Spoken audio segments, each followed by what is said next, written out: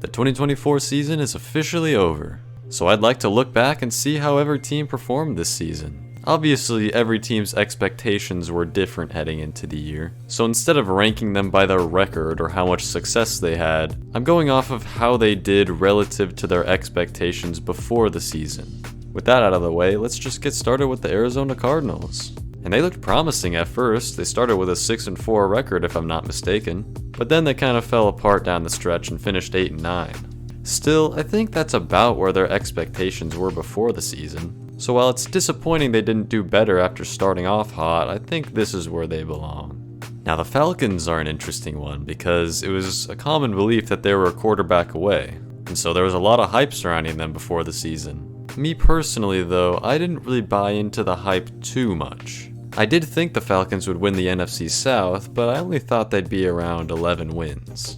Obviously there was still a huge disappointment compared to that, but not enough for me to call them a dumpster fire. I'm just going to say they disappointed this year. What else is new? Now for the Ravens, and there's not that much to say here. They were one of the best teams in the league this year. They started off a little slow, but overall I'd say they were about as good as they should have been.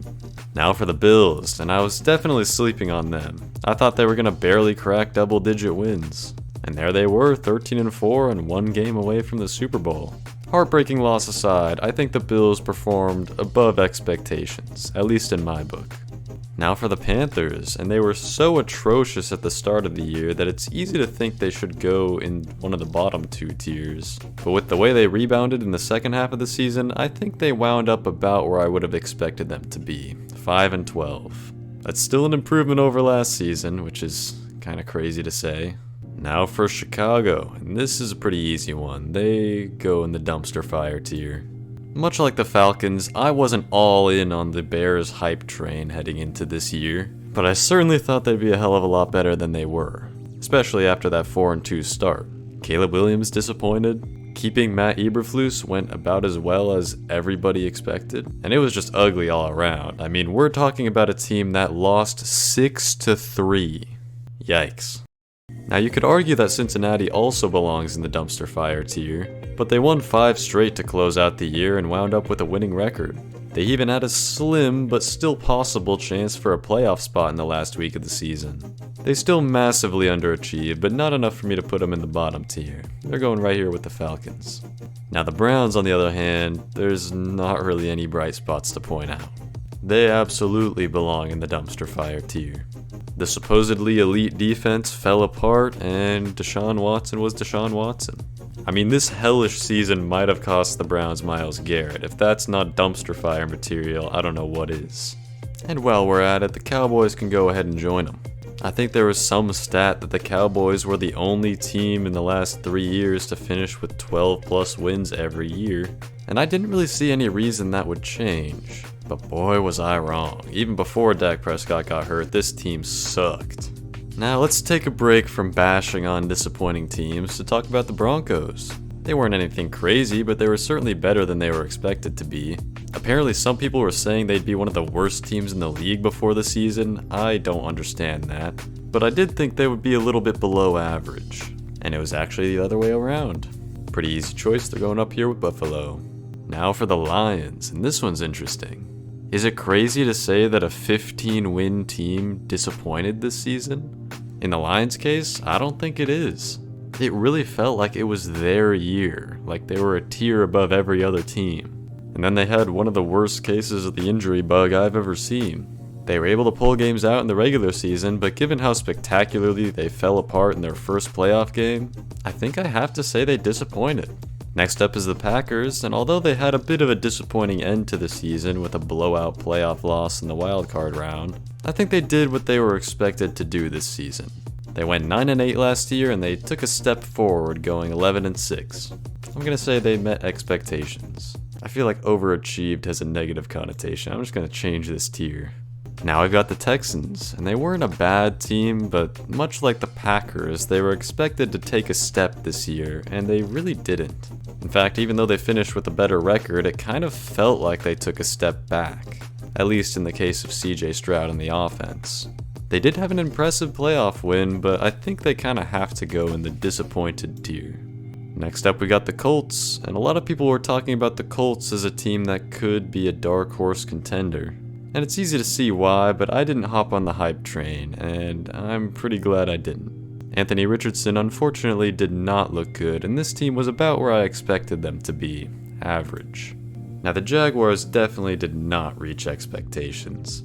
The only question is if they were a disappointment or a dumpster fire. Because I didn't really see them being any more than an average team, but I certainly didn't think they would only win 4 games. I get that Trevor Lawrence got hurt and injuries happen, but whether it's their fault or not, a season falling apart because of injuries is still a disappointment. And I think the Jaguars were enough of a disaster to warrant a dumpster fire grade. Although shout out to Brian Thomas Jr., he's a stud. Now for the Chiefs, and this is a tough decision. I know it's the Chiefs and we're all tired of them being in the Super Bowl every year, but it still has to be considered that making the Super Bowl is really hard to do. Now they may have gotten violated for 3 hours once they did get there, but that's still a big accomplishment. Then again, I feel like having a good season and a deep playoff run is what's expected from the Chiefs at this point. So I'm just going to put them right here in the middle. Now the Raiders were much worse than I thought they'd be, but I don't think they really qualify for the dumpster fire category because their expectations weren't high enough. I thought they'd be about a 7-win team with a respectable defense, because that defense played good at the end of last season under Antonio Pierce. But that completely fell apart and the team was pretty disappointing overall outside of Brock Bowers. Next up we got the Chargers, and finally there's a team I can say something good about. Feels like 90% of this video is just gonna be me talking shit. But anyways, in what was supposed to be a rebuilding year, the Chargers had a double-digit win season and made the playoffs. Regardless of their embarrassing wildcard flameout, this was a successful season and they definitely surpassed expectations. Next up is the Rams, and they were about as good as I expected them to be record-wise. In reality, they were not that good of a team, and I'll die on that hill. But due to fortunate circumstances and plenty of lucky breaks, they wound up with double-digit wins, which is about what I expected them to do. Next up we got the Dolphins, and this was a terrible take by the way, but I actually thought they were going to win the AFC East. And that just goes to show how far they fell short of their expectations. I don't think they were a dumpster fire, but they definitely disappointed this year. Now for the Vikings, and this one's a pretty easy one. It's teams like the Vikings that I'm making this video for in the first place. Before the season, I thought that they had too good of a roster to be truly terrible, but with Sam Darnold at quarterback, I thought they'd win about 6 or 7 games at most. And even though they had an embarrassing end to the season, this was a very, very good team. Certainly way better than they were expected to be, and one of the biggest pleasant surprises of the season. Now we got the Patriots, and they were expected to be one of the worst teams in the league, and they pretty much were. It's hard to be disappointing when you don't have any expectations in the first place. But on the bright side, Drake May looks like he's the future. Next up we got the Saints. And I didn't have high expectations for them, but I didn't think they'd be 5-12. I thought they'd be an average team, but they got pretty decimated by injuries, especially on offense. And in large part because of the injury bug, they had a disappointing season. Now we got the Giants, and much like the Patriots, it's hard to be disappointing if you don't have expectations. I'm gonna say they met expectations. Now for the Jets, the answer here is pretty clear. They were a dumpster fire. I wasn't really buying into the hype, but I thought they could be a 9 or 10 win team and have a chance to sneak into the playoffs. But they didn't even sniff that expectation. Now for the Eagles, and I don't know what to do with them. Part of me wants to put them in the big surprise tier just because of how hard it is to win a Super Bowl, especially in as dominating fashion as they just did. But they were already a pretty good team before this year, so I don't know if it counts as that much of a surprise. Then again, I stupidly didn't even think they'd win their division this year. Mostly just because of how they collapsed at the end of 2023. But in that sense, they did surprise me, so I'm gonna put them in the top tier. Now for the Steelers, and they were pretty much exactly where I thought they would be. A 10-win team that's respectable, but can't really hang in there with the best of the best. My preseason takes on them are pretty much spot on. Next up we got the 49ers, and they are definitely going in the dumpster fire tier. Once again, that's in large part due to injuries, but still. Injuries or not, if you're expected to be one of the best teams in the league, and you don't even sniff the playoffs, that's a dumpster fire. Now for the Seahawks, and they were pretty much exactly how you'd expect them to be. I thought they were a good enough team to win 11 games, they probably should have won 10, and I expected them to win 9 just because they always underachieve. And hey, they actually did win 10, so I guess there's that.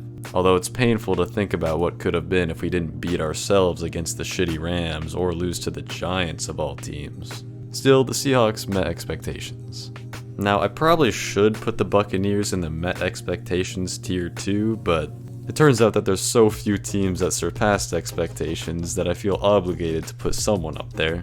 And I personally saw the Buccaneers missing the playoffs, so in that sense, they did surpass my expectations. Maybe not as much as the other teams there, but still, it counts. Now, the Titans are a lot like the Raiders in the sense that they weren't expected to be good enough to truly be a dumpster fire, but I certainly thought they'd be better than they were. They actually got half the wins I thought they would this year, and I think that counts as disappointing. And fittingly, to close it all out, we've got the Washington Commanders. And I'm sure everyone can see this one coming from a mile away. Yeah, going from 4-13 to 12-5 with an NFC Championship game appearance speaks for itself. Easily one of the biggest surprises of the year. And that'll do it for this video. I'd love to hear your thoughts on my placements in the comments. And if you enjoyed this video, remember to like and subscribe.